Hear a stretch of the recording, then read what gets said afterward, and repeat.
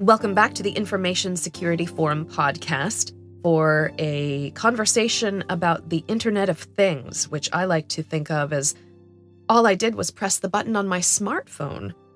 The smartphone has become an extension of our work and our personal life, and everybody expects to be able to access something with a click of a button. But what are some of the serious consequences that culture of convenience has given rise to? With 21 billion connected devices estimated to be around the world by 2020, this is surely a question all technology users should be asking. So we're back with Steve Durbin, Managing Director of the ISF. And my first question, Steve, is how exposed is our human footprint?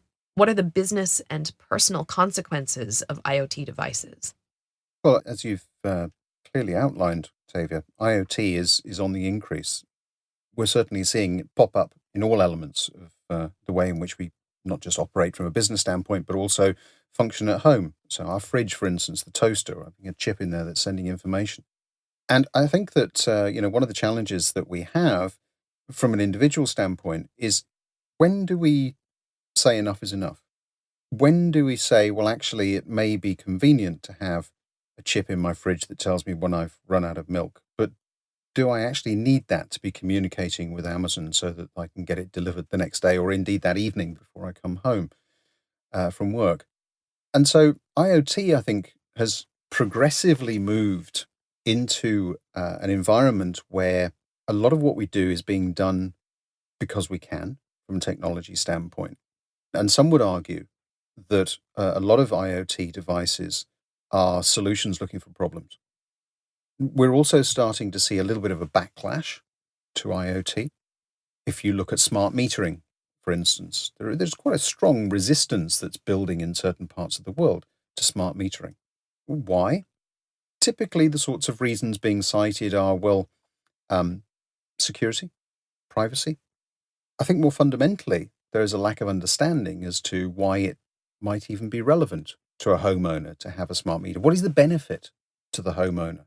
There's a mistrust that it's a government-funded initiative. What else is government looking to do? And so if we start to unpick some of those things, we begin to understand that, I think from a sort of a general population standpoint, there is still this lack of trust in that whole environment. And IoT, some would argue, particularly in that personal environment, the sorts of areas I've just been mentioning, would come under that unnecessary banner. Now, there is a counter to that, of course, and that is that IoT devices are extremely effective and efficient in terms of a whole range of different jobs that they perform. So IoT devices that exist in our cars, for instance, that are providing information on an ongoing basis back to the driver, but also perhaps to roadside assistance companies, to insurance companies, that result in a lower premium, of course, for people who are driving more responsibly than those that aren't. IoT sensors that we have across all of our critical infrastructure that are monitoring things like generators and things where perhaps from a human perspective, it's very difficult to get access. So IoT is able to do that. The challenge, I think, with the Internet of Things up until fairly recently is that there was no level of consistency across the devices out there. They were all being developed, certainly by a range of different manufacturers. They didn't have a common operating system. And so the level of management and associated security around them just wasn't there. Now we've moved to a point where we are seeing some legislation being brought in, particularly in the United States and across Europe, of course, around the way in which IoT devices need to be manufactured and produced. We're also seeing consistency in terms of some of the operating systems that are being used. That's raising the attractiveness of these things from a cybercrime standpoint. So again, you might say you can't win. The reality is that IoT is certainly here to stay. How can ransomware hijack IoT, and what's the impact of that? Yeah, this is an area that was raised actually in our Threat Horizon report this year. So Threat Horizon 2017 for anybody who wants to go and take a look at it. We looked at the issue of ransomware, which everybody knows is on the increase. And with the Threat Horizon, what we try to do is to anticipate a little bit more. So we look out 2 years. So Threat Horizon that we produced in 2017 is called Threat Horizon 2019, for instance. And one of the things that we anticipate is cybercriminals moving ransomware from where it is today into targeting IoT devices. Not perhaps to target the individual, but to target the manufacturer. So if you think again about where some of these more sophisticated devices are sitting, they're sitting inside us, quite literally. If you happen to have had heart surgery and that kind of thing, you may find that you've got a device that's inside you that's monitoring the way in which your heart is behaving. Certainly diabetics will have that kind of thing as well. The concept of a cyber criminal being able to do something untoward with those devices is not something that a manufacturer of those devices would ever wish to entertain. And yet that is the risk that is being run with that device. So we do see something of an opportunity from a cybercrime standpoint with ransomware being applied to IoT devices. IoT devices, as I've said, have reached another level of maturity. There are sort of common operating systems. And so it is slightly easier to target them. And I think one of the things that we're flagging up in, as I say, this most recent threat horizon report that we've produced is that manufacturers need to be aware that this is possible. They need, therefore, to increase the level of security around those devices and to consider it in their risk management programs, because we do believe that it will be the manufacturers of the devices that are targeted from a ransomware perspective rather than the individuals, because that's where the major source of income to cybercriminal will lie. With the use of IoT, there is more use on the internet itself. So are there pressures on the internet and the internet's infrastructure itself? Certainly, if you go back, the internet was never designed. Well, the internet wasn't designed, was it? That's part of the issue.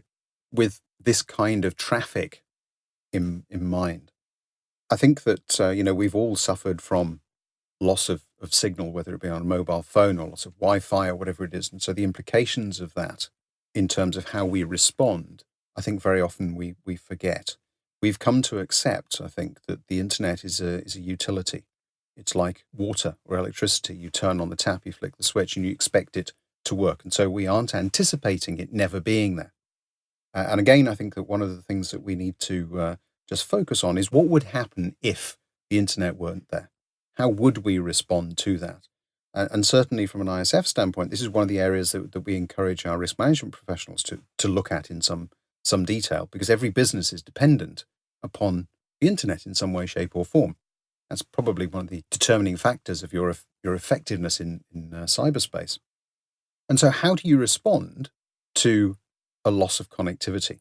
What are the implications of that, either at the device level or at the individual person level? And playing that out from a risk management standpoint, I think is a very useful exercise. How can technology providers ensure security is built in rather than security being something that's just tagged on to an IoT device? Yeah, I think that we've talked in other podcasts about the notion of self-regulation and how that doesn't work. I do think that manufacturers are becoming more acutely aware of a couple of things. First, the need for these devices to have constant uptime. Secondly, I think to the attractiveness of some of these devices to attack, whether that be ransomware, as we've just been discussing, or whether it be hijacking those devices to create denial of service attacks, for instance, which again we've seen in the past few months.